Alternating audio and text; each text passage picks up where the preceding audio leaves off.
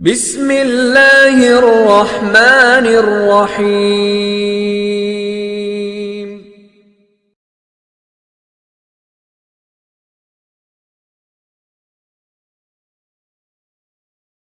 اعوذ باللہ من الشیطان الرجیم، بسم اللہ الرحمن الرحیم۔ الحمد للہ الذی لا یبلغ مدحتہ القائلون ولا يحصي نعماءه العادون ولا يعدي حقه المجتهدون الذي ليس لصفته حد محدود ولا نعت موجود ولا وقت معدود ولا أجل ممدود فطر الخلائق بقدرته ونشر الرياح برحمته الصلاة والسلام على الرسول المسدد المصطفى العمجد المحمود الأحمد سيدنا ومولانا ومولى الكونين جد الحسن والحسين عاني أبا القاسم محمد اللهم صل على وآلہ الطیبین الطاہرین المعصومین الذین قال اللہ انما یرید اللہ لیذہب عنکم الرجس اہل البیت ویطہرکم تطہیرا۔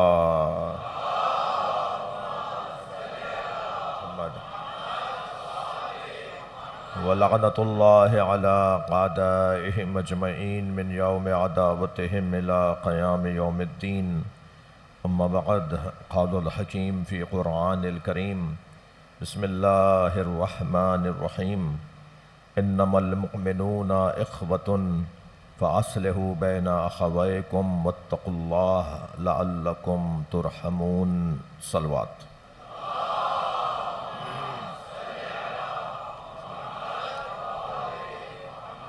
اس سے بلند صلوات دیا کریں۔ اللہم صل علی محمد صل علی محمد وعلی محمد۔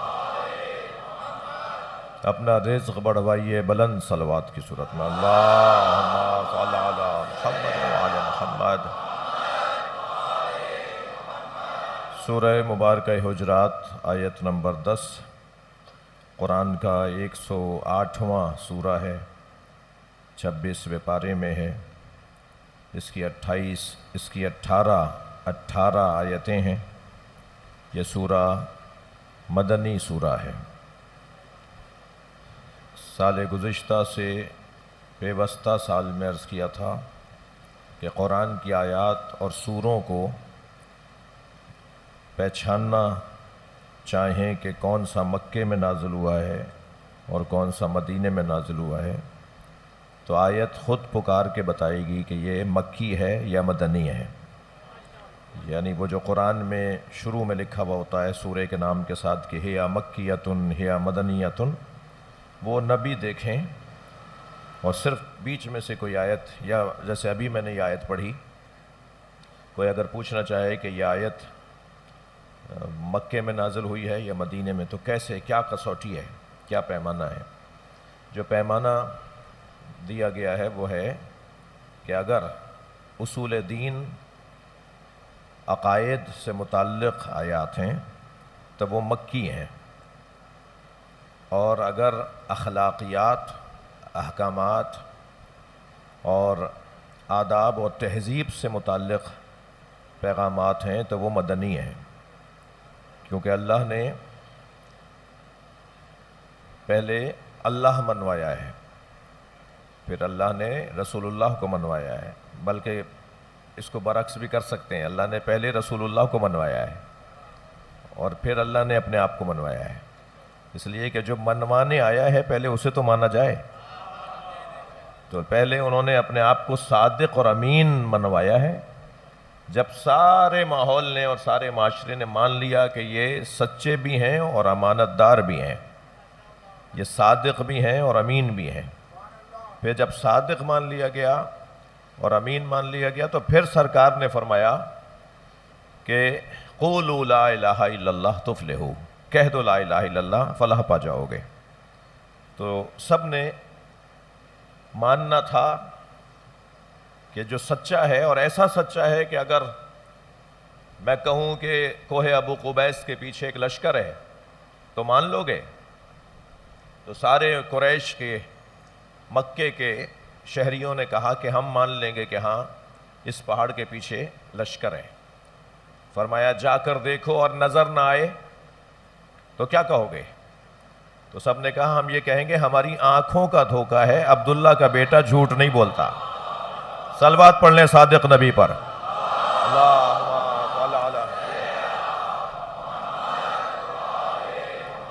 تو پہلے سرکار نے اپنا سچا ہونا منوایا، اور پہلے اپنا امین ہونا منوایا، اور پھر آپ نے اللہ منوایا، پھر اپنا کلمہ پڑھوایا، اور اعلان نبوت سے پہلے صادق اور امین ہونا خود کو منوایا۔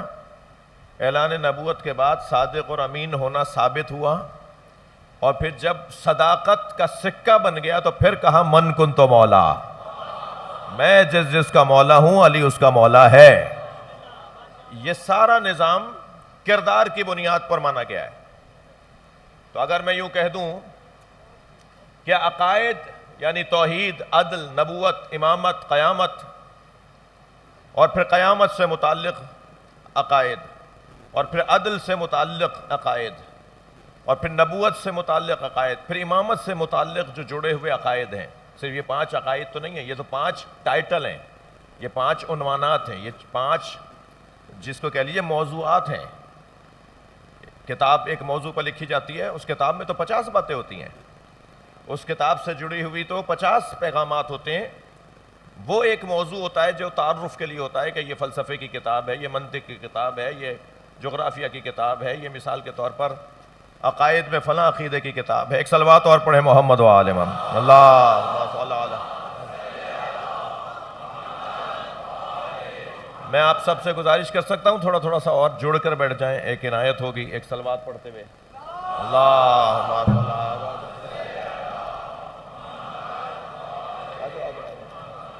تھوڑا سا جڑ کے بیٹھ جائیے، ایک صلوات پڑھتے ہوئے آگے آئیے۔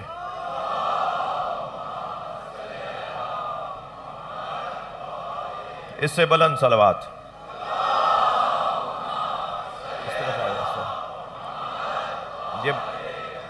یہ برآمدے والے دوست یہاں سیدھے ہاتھ پہ آ سکتے ہیں۔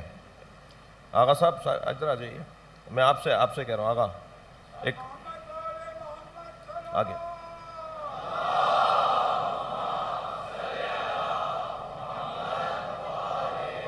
اس سے بلند صلوات۔ اللہم صلی علی محمد وعلی۔ باب العلم کی صلوات کا بھی اور نعرے کا بھی اور گریے کی بھی جو صدا بلند ہوتی ہے نا، باہر بیٹھنے والوں کو ایسا لگتا ہے جیسے پورے کراچی میں حسین آ گئے ہو۔ تو آپ کا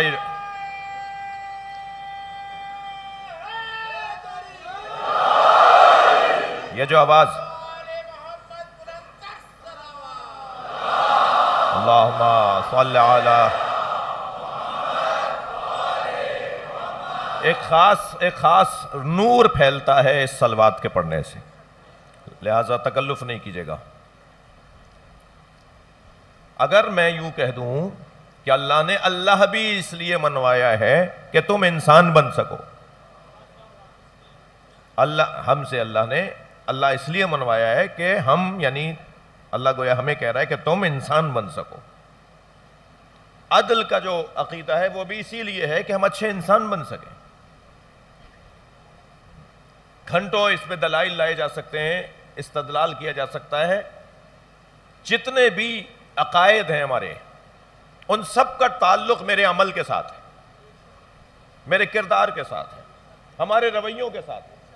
ہمارا رویہ، ہمارا کردار ایک مرتبہ آسمان کی طرف، بلندیوں کی طرف جانے لگتا ہے جب میرا عقیدہ سالم اور خالص ہو جاتا ہے۔ تو اگر نصاب اسلام میں ان بچوں اور جوانوں کے سامنے رکھنا چاہوں کہ اسلام کا نصاب کیا ہے، اسلامی تعلیمات کا نصاب کیا ہے، تو ترتیب میں تو پہلے عقائد ہیں، پھر احکامات ہیں۔ اللہ مان لیا تو توحید کا تقاضا ہے کہ توحید در خالقیت، توحید فی الخلقہ، توحید فی الصفات، توحید فی الاعمال یا افعال، توحید فی العبادہ۔ 4 مرحلے ہیں عقیدہ توحید کے، یعنی عقیدہ توحید اگر مجھے پڑھنا ہے تو مجھے ان 4 مرحلوں سے گزرنا ہوگا۔ برداشت کیجئے تھوڑی دیر مجھے آپ۔ سب سے پہلے مجھے ماننا پڑے گا میرا کوئی ایک خالق ہے۔ اگر میں والدین کی وجہ سے دنیا میں آیا ہوں تو وہ کس کی وجہ سے آئے، اور وہ جس کی وجہ سے آئے وہ کس کی وجہ سے آیا، اور پردادا جس کی وجہ سے آئے وہ کون تھا؟ تو ہمیں کہیں جا کے رکنا پڑے گا، جو کسی کی وجہ سے نہیں تھا وہ ذاتاً ہے۔ ایک منزل پہ جا کے ہم رکیں گے جو جا کے توحید کا مفہوم سمجھائے گا، ورنہ باطل ہے یہ گفتگو، فضول ہے یہ گفتگو، یہ نہ ختم ہونے والی گفتگو ہے کہ اسے اس نے بنایا، اسے اس نے بنایا، اسے اس نے بنایا۔ کہیں رکنا پڑے گا جسے کسی نے نہیں بنایا، اور جہاں جا کر میں رکوں گا کہ اسے کسی نے نہیں بنایا وہی اللہ ہے۔ ٹھیک ہے؟ تو جو خالقیت میں وحدہ لا شریک ہے، ایک منزل پر آ کر میں اسے وحدہ لا شریک مانتا ہوں خالقیت میں، اس کی صفات بھی اس کی ذات ہیں۔ جب وہ ہے ہی ایک تو یہ تھوڑی ہوگا کہ اس کی صفت علیحدہ ہے اور اس کی ذات علیحدہ ہے۔ میرا اور آپ کا علم علیحدہ ہے، ہم علیحدہ ہیں، ہم اور ہیں، ہمارا علم اور ہے۔ اگر ہم اور ہمارا علم ایک ہی ہوتا تو ماں کی گود میں بھی ہم وہی کہتے جو آج مثال کے طور پر ڈاکٹر بننے کے بعد اور فلاں دانشور بننے کے بعد بول رہے ہیں۔ ہم تو نہیں بولتے تھے وہ بات۔ لہذا ہمارا علم علیحدہ ہے، علم ایک صفت ہے، اور ہم علیحدہ ہیں۔ لیکن اللہ کے ہاں اس کی ذات اور اس کی صفت 2 چیزیں نہیں ہیں۔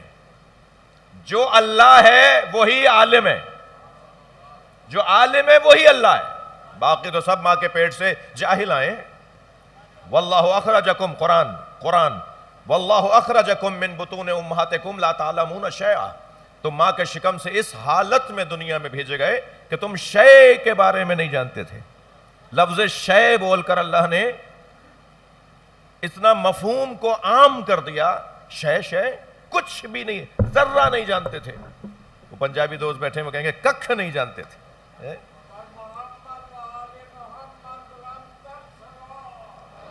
اللہم صلی علی،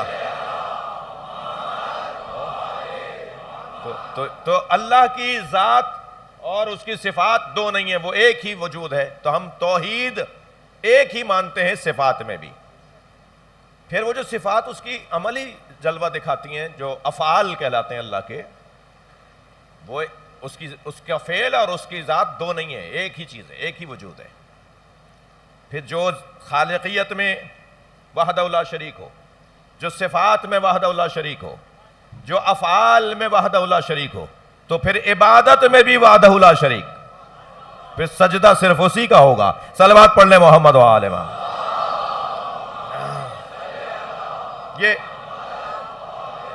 یہ میرا مضمون نہیں تھا، لیکن ایک بات کرنے کی تھی جو میں نے آپ کے سامنے۔ تو ہم اللہ کے بارے میں یعنی عقائد میں توحید کے باب میں جب آتے ہیں تو اس کا نتیجہ خود بخود ہمارے کردار تک آ رہا ہے یا نہیں؟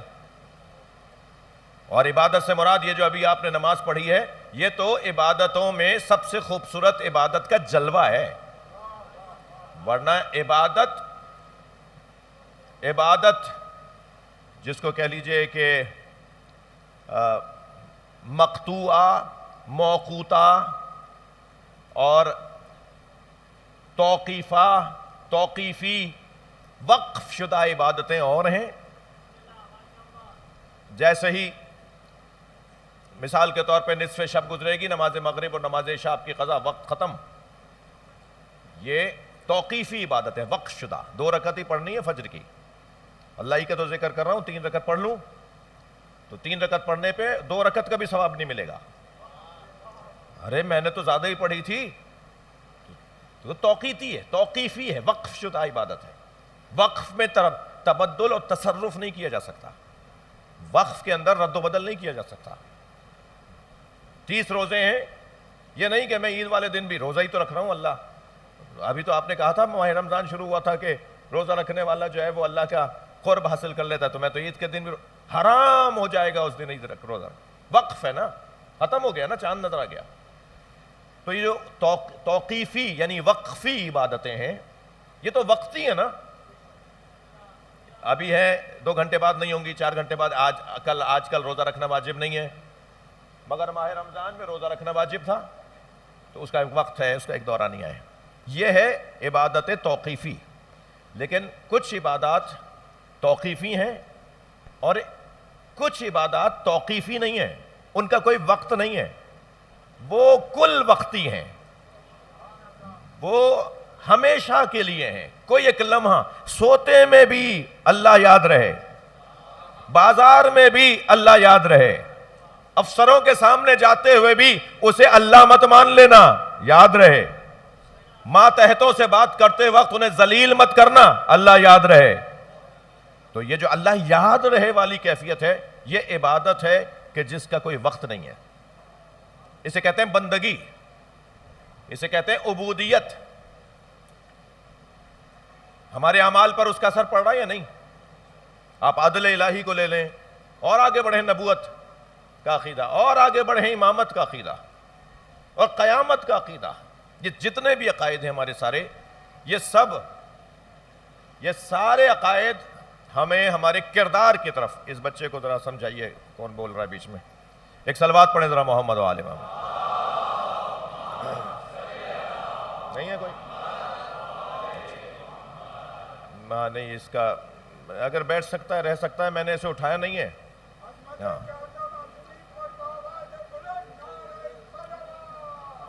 اللہ بیٹھو. اس کے بغیر مجلس کیسے ہوگی بھائی؟ اس کے بغیر مجلس کیسے ہوگی؟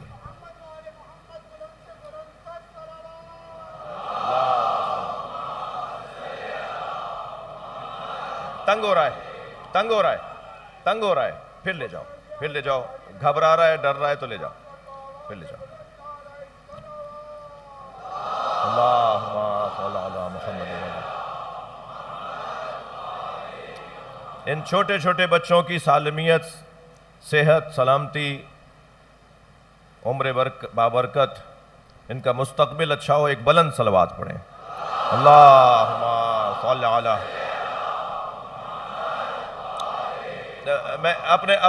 میں میری بات آپ تک پہنچ گئی کہ عقائد کا تعلق ہمارے کردار کے ساتھ ہے. خود بخود ثابت ہو جائے گا. آپ ایسے ہی تھوڑی آ کے بیٹھے ہیں. آپ کا امامت کا عقیدہ اچھا ہے تبھی تو مجلس میں آئے آپ.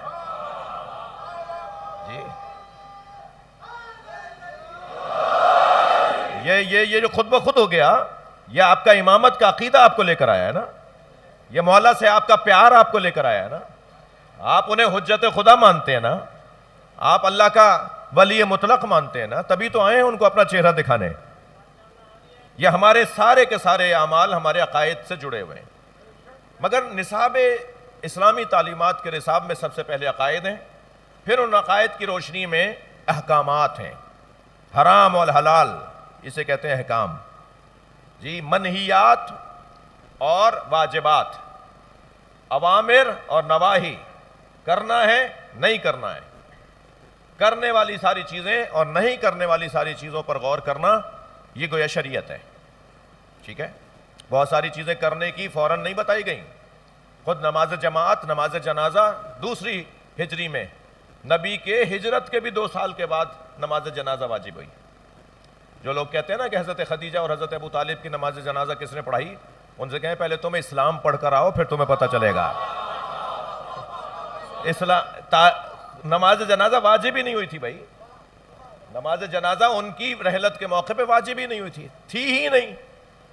تو یہ جو کرنے کے اور نہ کرنے کے احکامات ہیں شریعت کے, یہ مختلف مرحلوں میں آتے رہے. نصاب تعلیمات اسلامی میں تو عقیدے کے بعد شریعت, اور شریعت کے بعد جو تیسرا مرحلہ ہے وہ ہے اخلاقیات. موضوع سے ہٹا ہوا نہیں ہو, اخلاقیات. یہ جو خلق ہے, یہ جو اخلاقیات ہیں, یہ ہمارے عقائد, یہ ہمارے نماز اور روزے کا نتیجہ ہیں. اچھا انسان بنانے کے لیے تو کہا ہے الصلاۃ ان الصلاۃ تنہا عن الفحشاء والمنکر. بے تحقیق نماز برائیوں سے بچاتی ہے. تو برائیوں سے بچنا اخلاق ہے یا نہیں؟ اچھائیوں کی طرف راغب ہونا اخلاق ہے یا نہیں؟ یہ بچا کون رہا ہے؟ یہ شریعت بچا رہی ہے. یعنی ہمیں اچھا اخلاق شریعت دے رہی ہے. یہ روزہ ہمیں بھوک اور پیاس کا احساس دلا کر بھوکوں اور پیاسوں کی طرف متوجہ کر رہی ہوتی ہے. یہ حج ہمیں اجتماعیت کا جذبہ عطا کر رہا ہوتا ہے. یہ نماز جماعت ہمیں مل کر رہنے کا جذبہ عطا کر رہا ہوتا ہے. نماز بھی پڑھنی ہے، بعد میں مصافحہ بھی کرنا ہے. بعد میں ایک دوسرے سے ملیں گے تو کینہ بھی دور ہوگا اور ایک دوسرے سے آگاہی اور آشنائی اور قرب بھی بڑھے گا. یہ اخلاق کا مسئلہ ہے یا نہیں؟ جتنے بھی شرعی احکامات میرے عزیزو آپ لے لیں، وہ سب نتیجہ اس کا اخلاقیات کے اوپر ہے. اور اخلاقیات، ممکن ہے کوئی کہے صاحب مولانا یہ تو ایک درس اخلاق آپ دے رہے تھے. یہ اخلاقیات ہے در حقیقت جو انسان کو ولایتوں تک پہنچاتا ہے. انسان صاحب کرامت اور صاحب عظمت اور صاحب منزلت بنتا ہی اخلاقیات کی وجہ سے. ایک بہت بڑا نام ہے صاحب کرامت عالم دین، ایک اللہ کے خاص ولیوں میں سے ایک ولی. ان کے پاس کوئی صاحب آ کے بیٹھے تو ان کا باد معدہ ایک بدہضمی کا اظہار، ایک آواز ان کے بدن سے نکلی. تو ایسے کان کو ہاتھ لگا کے کہنے لگے میں اونچا سنتا ہوں، ذرا اونچا بولنا. تو جس وقت ان کی وہ کیفیت ہوئی اس وقت ان کا چہرہ پھیکا پڑ گیا تھا کہ میں اتنے بڑے عالم کے پاس بیٹھا ہوں اور میرے بدن سے ایسی ایک آواز آ گئی. تو جیسے ہی انہوں نے کہا میں اونچا سنتا ہوں، اونچا بولنا، تو ان کے چہرے پہ سکون، اطمینان بڑھنا شروع ہو گیا. اللہ نے اسی لمحے میں حجاب ہٹا دیے اور ولی بنا دیا. یہ کتنی سی بات تھی؟ صلوات پڑھیں ذرا محمد و آلہ محمد.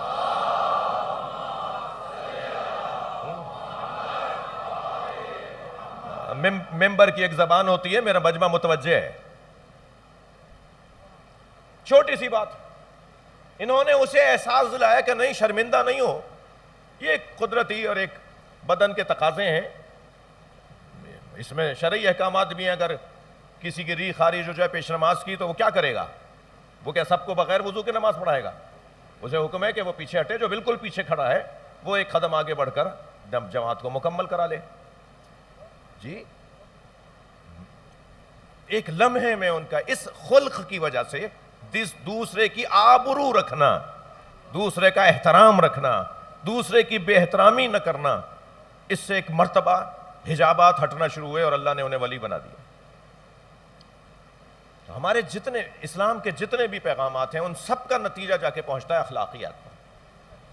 البتہ یہاں ایک غلط فہمی کا امکان ہے کہ اخلاق بہت اچھا ہو، خدمت خلق کا جذبہ آسمان پر ہو، دوسروں کے کام آنے کا جذبہ انتہائی کمال پر ہو، مگر وہ اللہ کو نہ مانتا ہو، وہ رسول اللہ کو نہ مانتا ہو، وہ مولا علی کو جانتا ہی نہ ہو، وہ قرآن کا مخالف ہو اور بہترین خدمات اور بہترین اپنی گویا اخلاقی کیفیت کا اظہار کرتا ہو. ایسے بندے کا حال اس روٹی چور والا حال ہے. جی کہ جو روٹیاں چرا کر فقیروں میں بانٹ دیتا تھا اور کہتا تھا صاحب ایک چوری کا گناہ 1 اور 1 نیکی کا ثواب 10، تو تم اس 10 میں سے 1 کم کر لو تو پھر بھی 9 تو ہے نا میرے پاس. یہ خبر جب میرے مولا امام جعفر صادق علیہ السلام کو پہنچی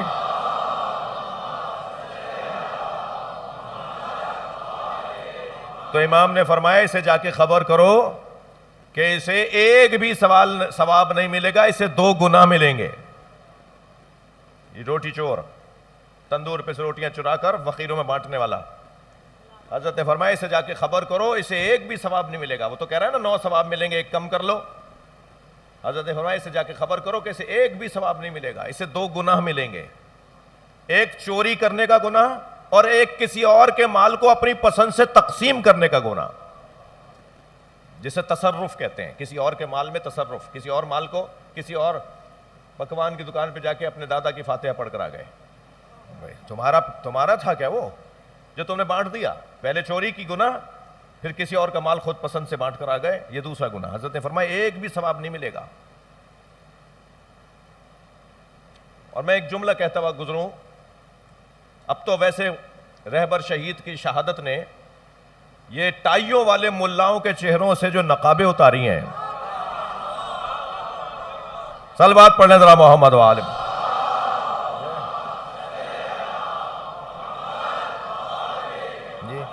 یہ لال پیلی ٹائیاں باندھ کے آنے والے ملا صرف لمبی داڑھیوں والے مائنڈ سیٹ کا شکار نہیں ہے، صرف اونچے پائچے والے مائنڈ سیٹ کا شکار نہیں ہے۔ یہ انگریز جنہیں ہم اتنا معتبر سمجھتے تھے، ہم تو الحمدللہ ممبر پہ بیٹھنے والے بہت پہلے سے انہیں جانتے تھے، مگر خود بعض ہمارے درمیان لوگ کہتے نہیں ان کے بغیر تو گزارا نہیں ہے۔ علی والوں نے بتا دیا اللہ کے بغیر گزارا نہیں ہے۔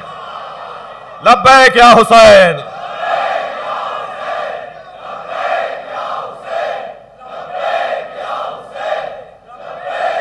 بلند تر صلوات محمد و آل محمد۔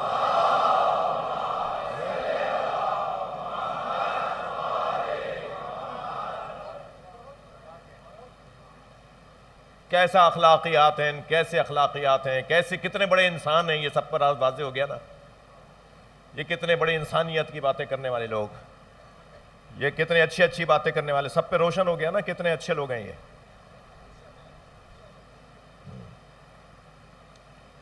عزیزان گرامی، انما المؤمنون اخوہ، میں نے آپ سے پہلے دن کہہ دیا تھا کہ کچھ ضروری باتیں نہیں چھوڑی جا سکیں گی، اس لیے وعدہ نہیں ہے کہ میں سورہ حجرات کو اس سال مکمل کر لوں گا۔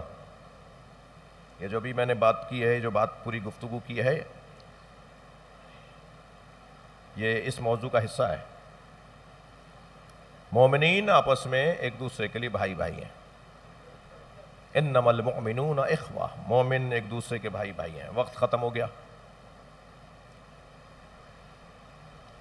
میں نے ابھی گزارش کی ہے اظہر نقوی صاحب سے کہ وہ ایک سوز پڑھیں اور مرثیہ پڑھیں، اور یہ دن ایسے ہیں نا، یہ 10 دن کی طرح تو پورا سال نہیں آتا، پورے سال میں تو یہ کیفیت نہیں ہوتی نا۔ ہماری بھی مشکل ہے، مجبوری ہے، تقریباً 1 گھنٹے کا سفر کر کے ہمیں ایک اور شہر کے کونے میں پہنچنا ہے، پھر وہاں سے ایک اور کونے میں پہنچنا ہے، 4 مختلف ڈسٹرکٹس میں حاضری ہے، تو وقت کی بھی تنگی ہے۔ میں زیادہ سے زیادہ آپ کی خدمت میں رہوں، اس کا ایک حل یہ ہے کہ تھوڑا وہ بھی کام کر لیں، مرثیہ پڑھ لیں تاکہ حسین بھائی بھی ایک سلام پڑھ لیں، اور میں بھی آپ کی خدمت میں کم سے کم 50 منٹ تو مجلس پڑھوں۔ میری طرف سے مسئلہ نہیں ہے، میں 50 منٹ کا دورانیہ میں آپ کی خدمت میں ہوں، 50 سے 55 منٹ۔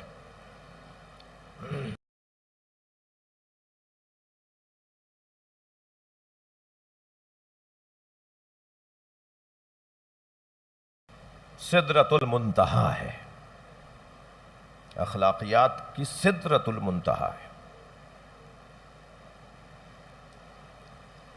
کربلا عروج خلق، عروج اخلاق ہے، کمال اخلاق ہے۔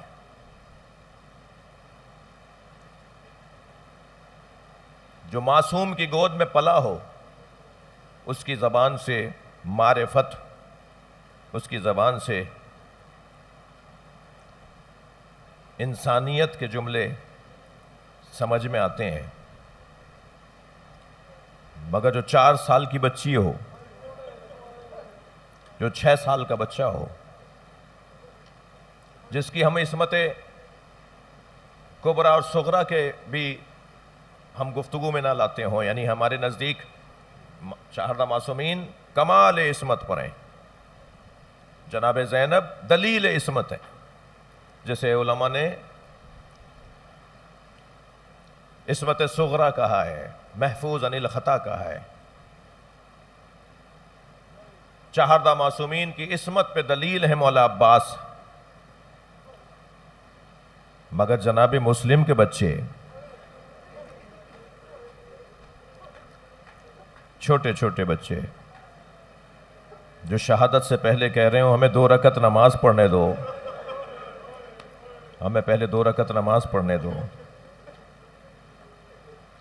اخلاق اتنا کمال پہ ہے کہ جب بڑے بھائی کو ذبح کرنے لگا تو چھوٹے بھائی نے ہاتھ پکڑ کر کہا یہ میرا بڑا بھائی ہے، پہلے مجھے مارو. اور جب چھوٹے بھائی کو ذبح کرنے لگا تو بڑے بھائی نے خنجر پکڑ لیا اور کہا یہ میرا چھوٹا ہے، پہلے مجھے مارو. اخلاق تو دیکھیے، کمال خلق ہے اس گھرانے کے کم سن بچوں میں. عزادارو، حضرت عقیل ابن ابو طالب کے آنے پر نبی مکرم کھڑے ہو گئے، اپنے برابر میں بٹھایا، بڑی محبت کا اظہار فرمایا. تو ایک بنی ہاشم کے نبی کے گھرانے کے ایک فرد نے سوال کیا، یا رسول اللہ آپ عقیل سے بہت محبت فرماتے ہیں. فرمایا عقیل کے بچے میرے حسین پہ قربان ہو جائیں گے. حضرت ابو طالب کی پوری نسل کربلا میں قربان ہوئی ہے. 72 میں 54 آل ابو طالب شہید ہوئے ہیں. کربلا کے میدان میں امام حسین کے رشتہ دار، امام حسین کے خونی رشتہ دار، وہ 54 کی تعداد میں شہید ہوئے ہیں. اور ان 54 میں سب سے زیادہ، ان میں 54 میں مولا علی کی اولادیں ہیں، حضرت جعفر کی اولادیں ہیں، عبداللہ ابن جعفر، حضرت عون و محمد، جناب زینب کے بچے، حضرت عبداللہ، حضرت جعفر کی اولادیں ہیں، حضرت مولا علی کی اولادیں ہیں. بٹھا لو اس بچے کو. اور ان شہیدوں میں سب سے زیادہ اگر کوئی خاندان تعداد میں سب سے زیادہ شہید ہوا ہے تو حضرت عقیل کی اولاد. حضرت عقیل کا سارا گھرانہ مار دیا گیا. اور ان میں حضرت مسلم، کربلا کا پہلا شہید. ابھی کربلا بپا نہیں ہوئی ہے مگر کربلا کے شہیدوں میں پہلا شہید. ممکن ہے کوئی بچہ مجھ سے مجلس کے بعد کہے کہ کربلا میں تو شہید نہیں ہوئے تو کربلا کا پہلا شہید کیسے ہے؟ تو اسے جواب یہ دوں گا، کربلا کے شہیدوں کی ایک نشانی یہ ہے کہ وہ پیاس سے مارے گئے. اجر و کمال اللہ، اجر و کمال اللہ. اللہ آپ کو کسی غم میں نہ رلائے. کربلا کے شہیدوں کی ایک نشانی، وہ سب پیاسے مارے گئے. اور حضرت عقیل کے فرزند حضرت مسلم کربلا کے پہلے شہید ہیں، پیاسے مارے گئے. جب کٹورا بھر کے پانی کا دیا گیا نا، پانی مانگا نا، آخری وقت میں فرمایا مجھے پانی پلا دو، پیاس لگ رہی ہے. سرائی رکھی ہوئی تھی، کسی نے پانی کا کٹورا بھر کے دیا.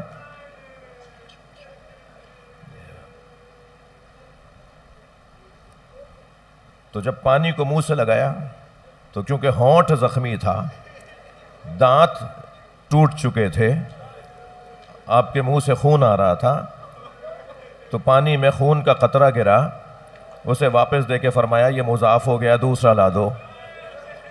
دوسری دفعہ آیا، پھر اس میں پانی خون کا قطرہ گرا. پھر فرمایا تیسری دفعہ پھر لا دو. پھر جب تیسری دفعہ بھی خون کا قطرہ گر گیا نا تو کٹورا واپس کر کے فرمانے لگے شاید میرے مولا مجھے پیاسا شہید دیکھ، شاید حسین یہ چاہتے ہیں کہ میں پیاسا مارا جاؤں. اجر و کمال اللہ، اجر و کمال اللہ. اللہ آپ کو کسی غم میں نہ رلائے. جو جہاں بیٹھا ہے اپنی آواز کو آزاد کرے گا. حضرت عقیل کے 6 بچے، 2 بیٹیاں، 4 بیٹے، 2 بیٹیاں 4 بیٹے حضرت عقیل کے. اور ان بچوں کی ماں کا نام بتاؤں؟ حضرت رقیہ بنت علی. میں آپ سب سے گزارش کروں گا خاص طور پر لاہور بی بی پاک دامن کو سلام کرنے جایا کریں. یہ جن کے بچوں کا میں ذکر کر رہا ہوں نا، حضرت عقیل، ان بچوں کی ماں لاہور میں حضرت بی بی پاک دامن، حضرت رقیہ بنت علی. اور عزادارو، یہ کیسے ممکن ہے کہ میں حضرت عقیل کے بچوں کا تو ذکر کروں اور ایک اس ماں کا ذکر نہ کروں جن کا ان بچوں کی تربیت میں بہت گہرا اثر ہے. اس کے بھی سارے بچے مارے گئے ہیں. وہ کربلا میں نہیں تھی مگر روزانہ جنت البقیع جاتی تھیں، انگشت شہادت سے 4 قبروں کے نشان بناتی تھیں اور چاروں قبروں پہ چاروں بیٹوں کے نام لکھتی تھیں اور کہتی تھی وَيْكَ لَا تَدْعُ أُمَّ الْبَنِينَ، مجھے ام البنین مت پکارا کرو۔ ام البنین تو بیٹوں کی ماں کو کہتے ہیں، میرے وہ بیٹے کہاں رہے جن کی میں ماں ہوں؟ میں بی بی ام البنین کے قدموں میں سر رکھ کر کہوں بی بی آپ کے 4 بیٹے مولا عباس اور مولا عباس کے 3 بھائی کربلا میں شہید ہو گئے، مگر بی بی آپ کے تو نواسے بھی مارے گئے، آپ کے تو نواسیاں بھی ماری گئیں۔ جناب رقیہ بنت علی جن کا مزار لاہور میں ہے، بی بی پاک دامن، وہ جناب ام البنین کی بیٹی ہیں، مولا عباس کی بہن ہے۔ ہاں مولا عباس کی بہن ہے، باب الحوائج ہے۔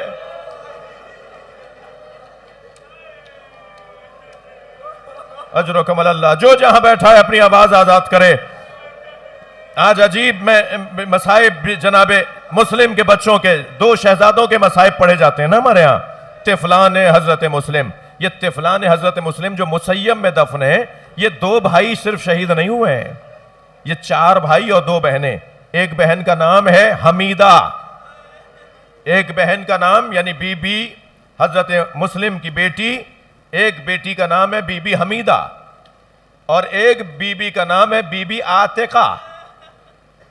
بی بی حمیدہ کے نام کے ساتھ حمیدہ بنت مسلم، لیکن جب ان کے مزار پر آپ جائیں گے نا تو لکھا ہے حمیدہ بنت الحسین۔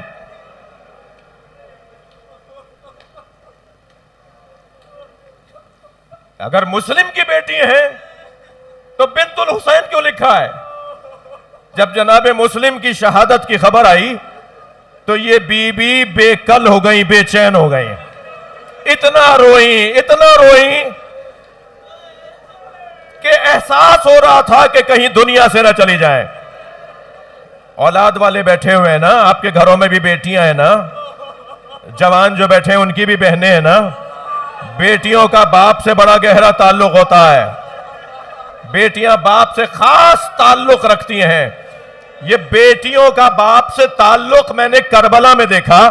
جب زلجنا خبر شہادت حسین لے کر آیا تو ڈھونڈ رہا تھا سکینہ کہاں ہے، اسی خیمے پہ جا کے رکا جس میں سکینہ تھی اور ایسے پیر مارنے لگا جیسے ماتم کر رہا ہو اور ایسے آوازیں نکالنے لگا جیسے نوحے پڑھ رہا ہو۔ جب جناب سکینہ کو اندازہ ہوا کہ بابا کا گھوڑا آیا ہے تو بی بی خیمے سے باہر آئیں۔ رونے والوں کیا دیکھا؟ خالی گھوڑا کھڑا ہے۔ تو ایک مرتبہ انتہائی وقار کے ساتھ قدم اٹھائے، گھوڑے نے گردن جھکا دی، بی بی نے گردن پہ ہاتھ رکھا اور بیٹی کا باپ سے پیار دیکھیے اور آواز دے کر کہتی ہے یا جوادہ ابھی حل سوخیا ابھی ام قتلا اچھانا، اے میرے بابا کے باوفا گھوڑے اتنا بتا پانی پلا کر مارا؟ میرا بابا پیاسا بہت۔ اجرکم اللہ، اجرکم اللہ۔ جب جناب مسلم کی شہادت کی خبر امام مکے سے کربلا جا رہے ہیں، مدینہ سے مکہ آئے، مکے سے کربلا 8 ذی الحج کو سارا عالم اسلام حج کرنے آ رہا تھا اور کعبے کا مالک، کعبے کا وارث کعبے کو چھوڑ کر جا رہا تھا تاکہ کعبے کی حرمت محفوظ رہ جائے۔ رستے میں خبر ملی کہ مسلم کو مار دیا تو بی بی حمیدہ اتنی روئیں کہ امام حسین نے اپنے گلے سے لگا کر کہا، جس پر وہ مطمئن ہوئیں اور ان کے آنسو رکے، اور وہ جملہ یہ تھا کہ آج کے بعد حسین تمہارا بابا نہیں گیا۔ رونے والوں مجھے نہیں پتا بچیاں بھی مجلس سن رہی ہیں یا نہیں، خواتین کی گودوں میں چھوٹی چھوٹی بچیاں۔ جب امام حسین نے یہ کہہ دیا تھا کہ آج کے بعد حسین تمہارا بابا ہے، تو میں رونے والوں سے پوچھوں جب حسین کے گلے پہ خنجر چل رہا تھا یہ بچی کہاں گئی؟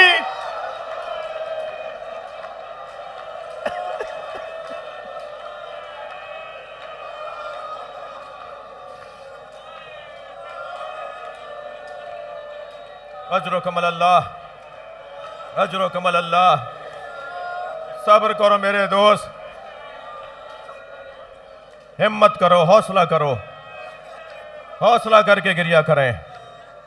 ہم میں سے کوئی مرے گا نہیں، ہم کتنا ہی رو لیں، ہم میں سے کوئی مرے گا نہیں۔ سکینہ کو تماچے لگے، زینب کو تعزیانے لگے،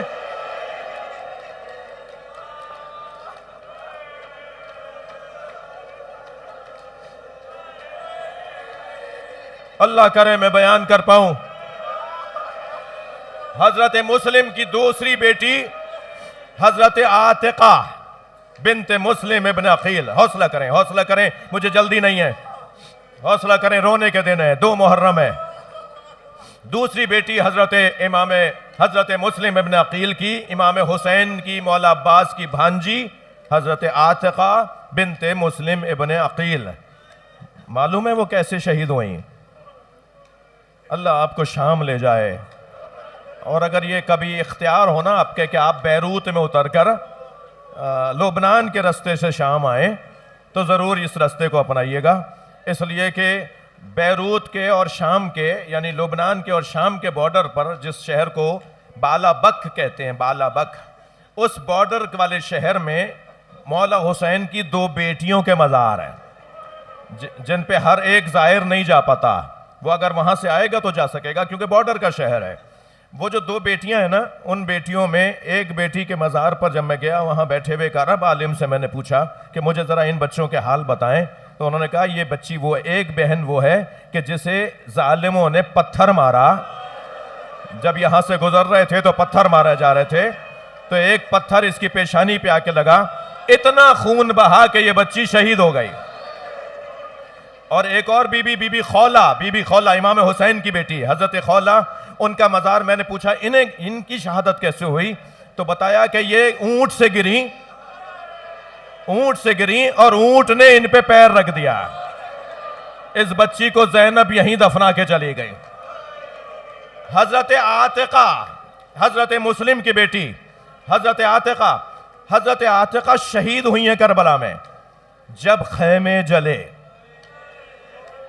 تو خیموں سے بچے ایسے باہر نکلے کہ جیسے تسبیح کا دھاگا ٹوٹ جائے تو دانے بکھرنے لگتے ہیں۔ یہ سارے بچے میدان کربلا میں بکھر رہے تھے، حضرت عاتقہ پر ایک گھوڑے نے پیر رکھ دیا۔ یہ حضرت مسلم کی بچی کربلا میں شہید ہوئی۔ اجرکم اللہ، ہو گئی مجلس۔ مگر حضرت مسلم کے 4 بیٹوں کا حال بھی تو سن لیجئے۔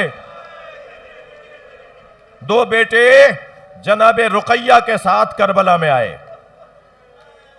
بی بی پاک دامن کے ساتھ کربلا میں آئے، اور 2 بیٹے حضرت مسلم کے ساتھ کوفہ آ گئے۔ جو بیٹے کوفہ حضرت مسلم کے ساتھ آئے ان میں ایک محمد اور ایک ابراہیم، جن کے مزاروں پر آپ مسیب میں جاتے ہیں، عراق کوفے کے پاس ایک شہر مسیب، وہاں ان دونوں شہزادوں طفلان حضرت مسلم کے مزار ہے نا۔ اور 2 بھائی حضرت رقیہ کے ساتھ کربلا میں آ گئے، ایک کا نام ہے عبداللہ ابن مسلم اور دوسرے کا نام ہے محمد اصغر۔ وہ جو کوفہ میں بابا کے ساتھ گئے ہیں وہ محمد ہیں اور ابراہیم ہیں، اور جو کربلا میں ماں کے ساتھ آئے ہیں وہ ابراہیم ہیں اور محمد اصغر ہیں۔ یہ دونوں بھائی کربلا میں شہید ہوئے، وہ دونوں بچے مسیب میں شہید ہوئے۔ حضرت مسلم کے 4 بچے جوان، 4 بیٹے قربان ہوئے۔ عبداللہ ابن مسلم کا حال بتاؤں کیا ہوا؟ آ کے کھڑے ہو گئے، ماموں مجھے جانے کی اجازت ہے؟ امام حسین نے ایک حسرت بھری نگاہوں سے دیکھا اور خوب نگاہ بھر کے دیکھنے کے بعد پیشانی پہ پیار کیا اور فرمایا جاؤ اپنے بابا کے جوہر شجاعت دکھاؤ، جاؤ جاؤ جاؤ میدان کربلا میں جاؤ۔ حضرت عبداللہ ابن مسلم جب کربلا میں آئے ہیں تو بلا تشبیہ برق کی مانند میں منع میں سرا قلب لشکر مختلف میدان کے اندر پھیلے ہوئے لشکروں میں چلے جاتے تھے اور سروں پہ سر اتار رہے تھے۔ اتنا حضرت عبداللہ ابن مسلم نے دشمن کو فنار کیا کہ آخر دشمنوں نے یہ کہنا شروع کیا کہ پتہ لگاؤ یہ کس کا بیٹا ہے، تو خبر آئی یہ مسلم کا بیٹا ہے۔ تو یہ سب گھبرا رہے تھے کہ کیونکہ اس کے بابا کو ہم نے کوفہ میں مار دیا. یہ یہاں پر جلال کی کیفیت میں ہے. بہت دیر لڑے حضرت عبداللہ ابن مسلم، لیکن عزادارو ایک مرتبہ ایک شخص نے بالکل سامنے آ کر ایک تیر چلانا چاہا. جب وہ تیر فضا میں ان کی طرف آیا تو انہوں نے اپنے ہاتھ سے تیر کو پکڑنا چاہا. جب تیر کو پکڑ رہے تھے تو وہ تیر ایسے آگے آیا کہ ان کا ہاتھ ان کی پیشانی سے جڑ گیا. وہ تیر ان کے ہاتھ پر لگا، یہ تیر اور پیشانی اور ہاتھ جڑ کے رہ گئے. اب مجھے نہیں پتا پہلے سر کاٹا گیا یا پہلے ہاتھ. گھوڑے سے زمین کی طرف آئے اس کیفیت میں کہ ہاتھ پیشانی سے جڑا ہوا ہے. اللہ اللہ کیا منظر ہے. یہ حضرت عبداللہ ابن مسلم کا حال ہے. اور سنیں گے دو بھائی ہیں جو اپنے بابا کے ساتھ کوفہ گئے ہوئے ہیں. ابھی تو عاشور کے دن تو ان کی شہادت نہیں ہوئی. 28 یہ حضرت مسلم کی شہادت 9 ذی الحجہ کو تو ان کی شہادت نہیں. 1 سال تک زندان میں رہے. ایک روٹی ملتی تھی، دونوں بھائی اس میں سے کچھ کھا کر افطار کر لیتے تھے. دن بھر روزہ رکھتے تھے، رات بھر اللہ کی عبادت کرتے تھے. یہ دونوں شہزادے ابراہیم اور محمد جن کے مزار مسیب میں زندان میں 1 سال تک رہے. ایک مرتبہ زندان بان بدلا تو محسوس کیا کہ یہ کچھ رؤوف اور مہربان ہے. تو دونوں بھائیوں نے طے کیا. بڑے بھائی نے آگے بیٹھ کر کہا، بھائی محمد الرسول اللہ کو جانتے ہو؟ کہنے لگا میں مسلمان ہوں. بڑھ کر کہا فاطمۃ الزہرا کو جانتے ہو؟ کہا کہ میں بی بی کا چاہنے والا ہوں. جب دیکھا نا کہ اس کے دل میں ہماری دادی کی محبت ہے تو کہا اگر فاطمہ زہرا کے بچے تمہارے سامنے آ جائیں تو کیا کرو گے؟ اجر و کمال اللہ، اجر و کمال اللہ، کیا کرو گے؟ تو کہنے لگا میں ان کے قدموں میں اپنا سر رکھ دوں گا، میں اپنا سب کچھ ان پہ قربان کر دوں گا. تو کہا پہچانو ہم فاطمہ کے پوتے بیٹھے، جانو ہم فاطمہ کے نواسے بیٹھے، اجر و کمال اللہ. اس دربان نے دروازہ رات کو کھول دیا کہ میں تمہیں آزاد کر رہا ہوں، چلے جاؤ، میں اتنا کروں گا کہ تمہیں آزاد کر دوں گا. رات کی تاریکی میں آزاد ہوئے. یہ رات بھر سفر کرتے تھے اور دن میں کہیں چھپ کر بیٹھتے تھے تاکہ کوئی گرفتار دوبارہ نہ کر لے. مگر جب دن نمودار ہوتا تھا اور رات گزرتی تھی تو یہ وہیں کہیں قریب ہوتے تھے، اس لیے کہ انہیں رستوں سے تو آگاہی نہیں تھی، انہیں رستوں سے تو آشنائی نہیں تھی. ایک دن یہ دریا کے کنارے، فرات کے کنارے غسل کرنے کی غرض سے گئے تو دیکھا کہ کچھ خواتین ہیں جو پانی بھرنے آ رہی ہیں. تو ان سے بچنے کے لیے درخت پہ جا کے بیٹھ گئے. ایک خاتون نے دیکھ لیا تھا کہ کچھ بچے ہیں جو چڑھ رہے ہیں درخت کے اوپر. قریب آ کر ان بچوں سے مخاطب ہوئی اور پوچھا کون ہو؟ تو بتایا ہم مسلم کے شہزادے ہیں. میرے لال بیٹھ جاؤ، ہم مسلم کے شہزادے ہیں. وہ خاتون اپنے گھر لے گئی. اس خاتون کا بیٹا حارث جو عبید اللہ ابن زیاد کا جلاد ہے، وہ جب گھر میں آیا نا اور دیکھا کہ وہ شہزادے جنہیں میں تلاش کر رہا ہوں وہ تو میرے گھر میں ہیں، مجھ سے بیان نہیں ہو پائے گا. دونوں بچوں کے ہاتھ پیر باندھ کر ساری رات اس ظالم نے اپنے گھر کے ایک درخت سے بٹھا دیا. اور جب دوسرا دن نمودار ہوا تو دونوں کو بالوں سے پکڑ کر، بہت سخت جملے ہیں جو کتابوں میں لکھے ہوئے ہیں، جس بے حرمتی کے ساتھ لے کر گیا ہے. اور دریائے فرات کے کنارے پہنچ کر اس نے چاہا کہ ذبح کرے، اجر و کمال اللہ. تو ایک بھائی نے کہا پہلے مجھے مارو، دوسرے بھائی نے کہا پہلے مجھے مارو، اور پھر دونوں بھائیوں نے کہا ہمیں 2 رکعت نماز پڑھنے دو. اور جب دونوں بھائیوں نے نماز پڑھ لی تو اس نے دونوں بھائیوں کے سر قلم کر دیے اور دونوں کے جنازوں کو نہر میں فرات میں پھینک دیا. سنیں گے عزاداروں، منظر بڑا عجیب تھا. دونوں بھائیوں کے جنازے ایک دوسرے سے لپٹ رہے تھے اور جس طرف سے دریا بہہ رہا تھا اس کے برعکس جنازے جانے لگے. اور مسیب میں ایک دیہات سے گزرنے والا یہ دریا وہاں جا کے جنازے کنارے پر آ گئے.